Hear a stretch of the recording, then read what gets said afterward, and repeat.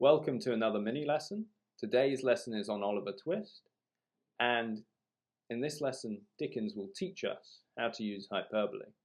The format of the lesson will be that we'll look at a famous extract and then we'll unpick how to answer a question on Dickens's use of language techniques.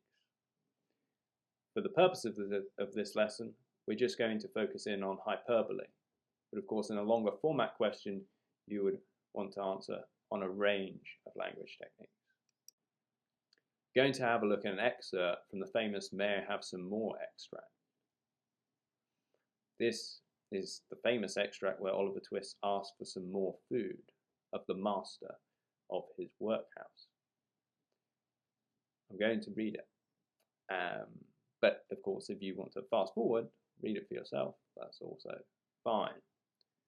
The room in which the boys were fed was a large stone hall with a copper at one end, out of which the master, dressed in an apron for the purpose, and assisted by one or two women, ladled the gruel at mealtimes. Of this festive composition each boy had one porringer, and no more, except on occasions of great public rejoicing, when he had 2 ounces and a quarter of bread besides. The bowls never wanted washing. The boys polished them with their spoons till they shone again, and when they had performed this operation, which never took very long, the spoons being nearly as large as the bowls, they would sit staring at the copper, with such eager eyes as if they could have devoured the very bricks of which it was composed, employing themselves, meanwhile, in sucking their fingers most assiduously, with a view of catching up any stray splashes of gruel that might be cast thereon. Boys have generally excellent appetites. Oliver Twist and his companions suffered the tortures of slow starvation for 3 months. At last, they got so voracious and wild with hunger that one boy, who was tall for his age and hadn't been used to that sort of thing, for his father had kept a small cookshop, hinted darkly to his companions that unless he had another basin of gruel per diem, he was afraid he might some night happen to eat the boy who slept next to him, who happened to be a weakly youth of tender age. He had a wild, hungry eye, and they implicitly believed him. Council was held, lots were cast who should walk up to the master after supper that evening and ask for more, and it fell to Oliver Twist. Now the kind of question you may get asked on this extract is like the one that I've given here. How does Dickens use language techniques to effectively portray the extent of the boy's hunger? It's important to answer this following the point evidence explanation framework, whether you're doing it at GCSE or A-Level, or actually at whatever level. It's good to follow a nice simple structure.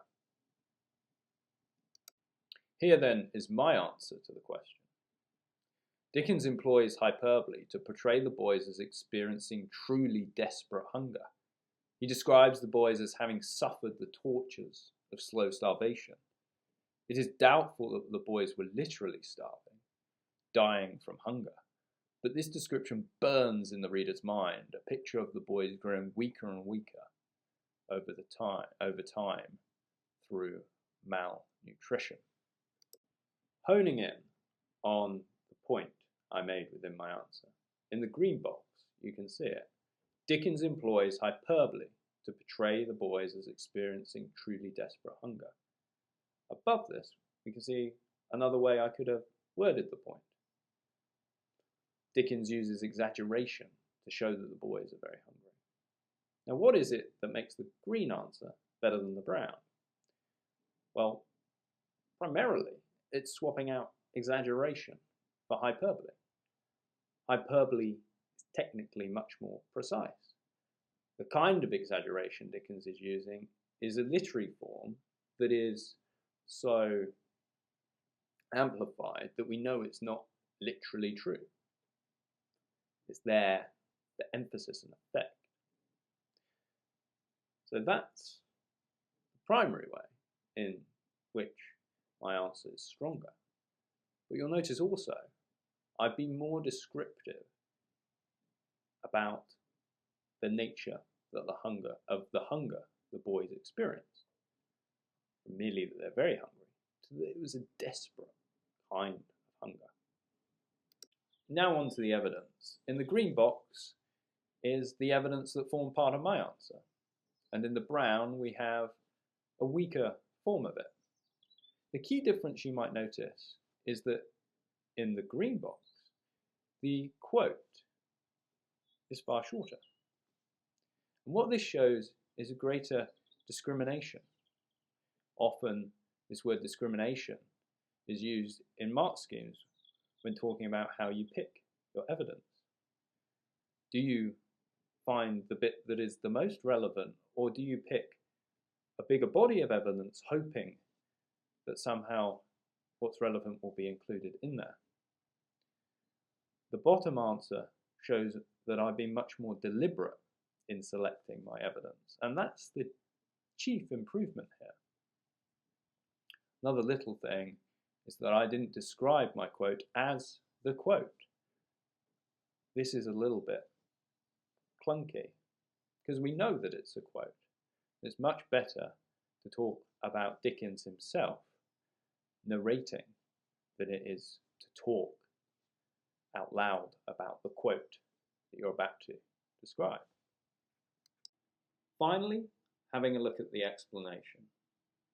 Again, the green answer is part of my actual answer, and the brown answer is an answer that is slightly weaker, that I would try to improve upon if it was my first answer.